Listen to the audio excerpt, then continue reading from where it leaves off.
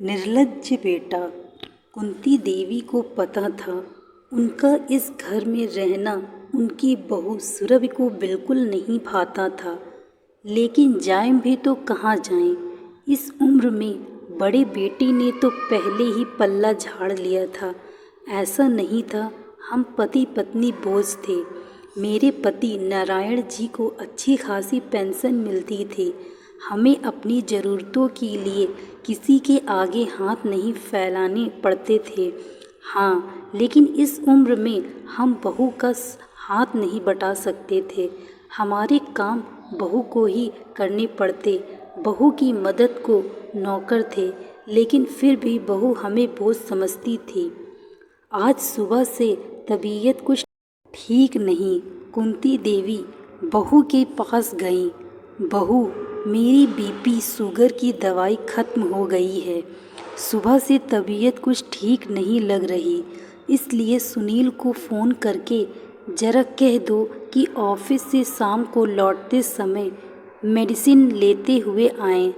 सास कुंती जी की बात सुनकर सुरभि अपने कमरे में जाकर फ़ोन पर अपने पति सुनील से कह रही, जब देखो तो तब आप ही बूढ़ा बूढ़ी का ठेका ढोए जा रहे। वो दोनों भी बड़े आराम से आपको अपनी ज़रूरतों की लिस्ट थमा देते हैं। बड़े भैया के पास क्यों नहीं रहने को जाते? बस आपको ही इनकी तीमारदारी करनी होती है। ससुर जी बस बैठे बैठे अखबार पढ़ते रहते हैं और दिन भर सास के साथ कमरे में घुसे रहेंगे, मानो नवविवाहित जोड़े हों। हद है, इनके खर्चे भी हम ही वहन करें और बड़े भाई साहब अपने परिवार के साथ मज़े में रहें। वाह जी वाह! काम के न काज के, दुश्मन अनाज के। और तो और इनके चोचले भी बर्दाश्त करो। अपनी पत्नी की झल्लाहट भरी उलाहना सुन फ़ोन पर रखो फ़ोन, अभी एक क्लाइंट आने वाला है। सुनील अपनी पत्नी को जानता था। सुनील माँ बाप की बहुत इज्जत करता था और वो जानता था उसके माँ बाप कैसे हैं। शाम में जब सुनील ऑफिस से आया तो माँ पापा के पास गया। लो माँ, तुम्हारी दवाइयाँ। पापा, आपकी दवाई है ना? हाँ बेटा, अभी 2 हफ्ते तक चलेगी।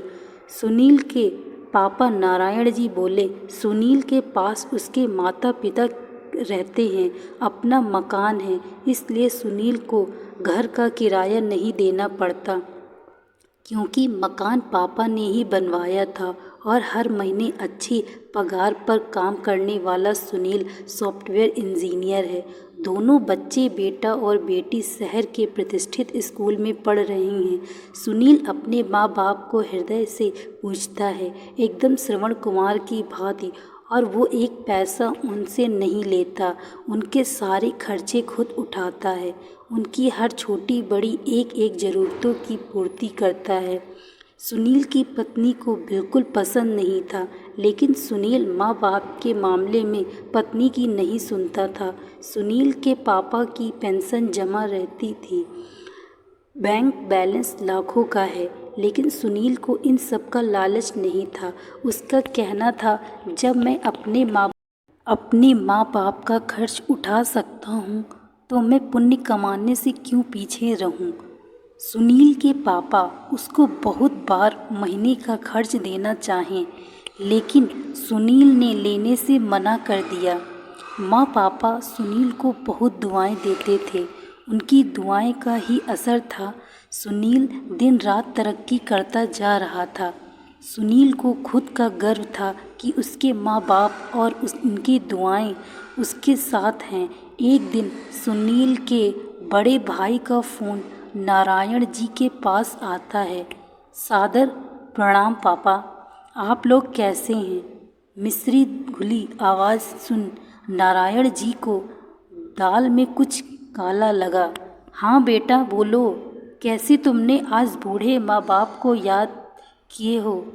नारायण जी जानते थे कि उनका बड़ा बेटा आत्मकेंद्रित और स्वार्थी है, बहुत लोभी भी है, बिना स्वार्थ के फ़ोन नहीं करेगा, इसलिए वो पूछ रहे।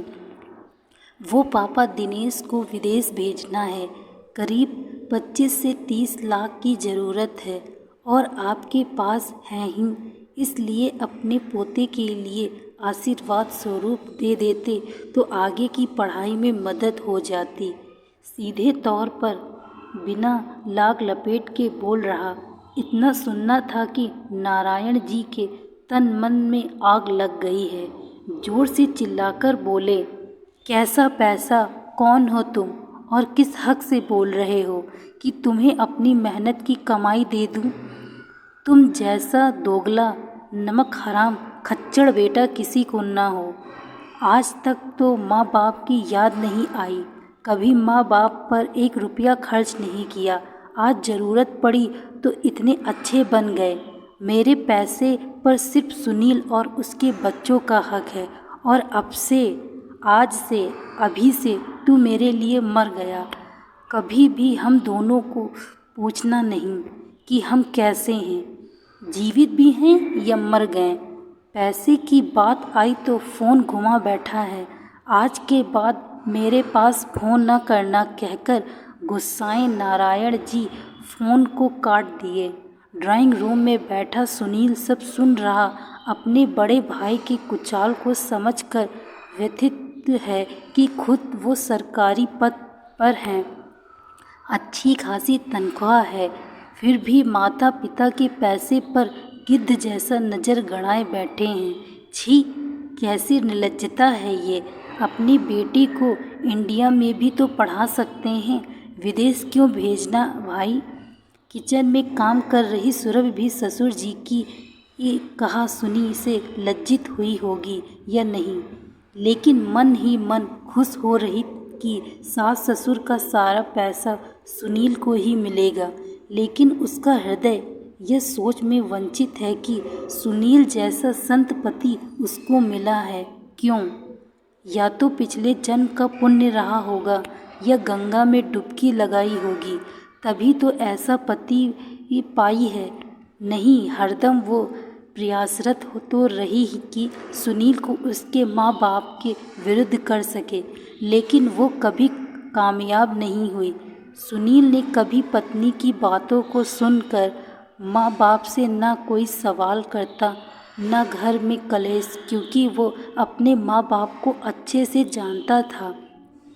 क्योंकि उसके माँ पापा हर किसी को बहुत इज्जत और सम्मान देते हैं, तो फिर घर की लक्ष्मी के साथ बुरा बर्ताव कैसे करते हैं। उस दिन के बाद से सुरभि ने कभी सास ससुर की शिकायत या बुराई सुनील से नहीं की। सास ससुर की हर काम खुशी खुशी करती। सास ससुर भी बहू का बदला रवैया देख बहुत खुश थे। दोस्तों, मैं आशा करती हूँ आपको यह पारिवारिक कहानी अच्छी लगी होगी। यदि कहानी अच्छी लगी हो तो वीडियो को लाइक तथा चैनल को सब्सक्राइब अवश्य करें। Thank you so much watching this video. Like, share and subscribe.